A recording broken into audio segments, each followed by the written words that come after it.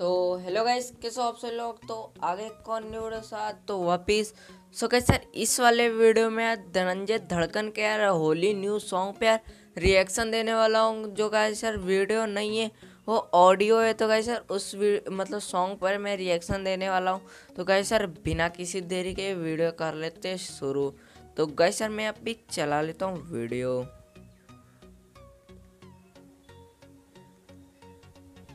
या तो गाइस यहाँ पे वीडियो में कर लेता हूँ स्टार्ट।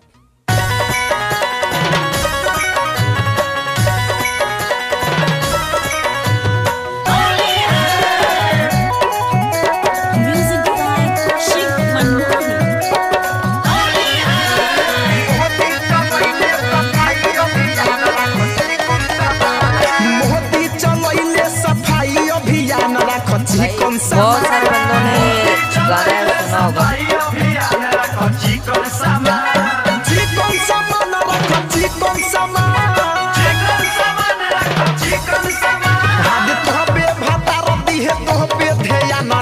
चिकन सामान मोदी चलावले सफाई अभियान रखो चिकन सामान मोदी चलावले सफाई अभियान रखो चिकन सामान।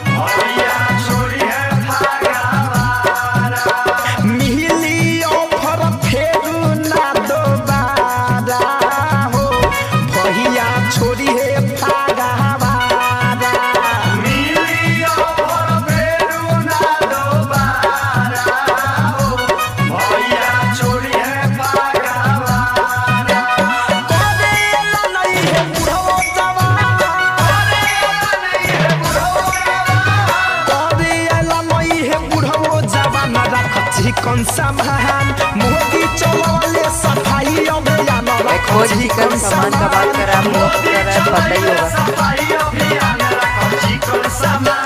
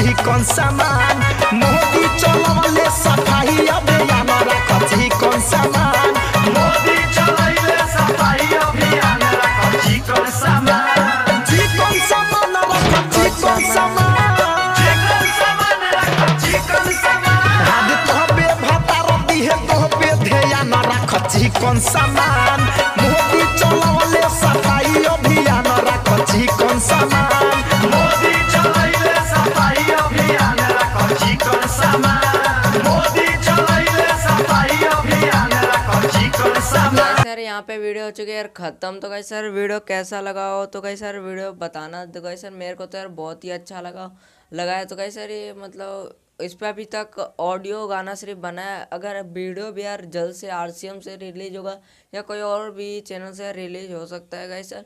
तब यार मस्त था यार, मेरे को तो यार बहुत ही अच्छा लगा। गैस तो कैसे यार आपको कैसा लगा यार, कमेंट में जाके बताना।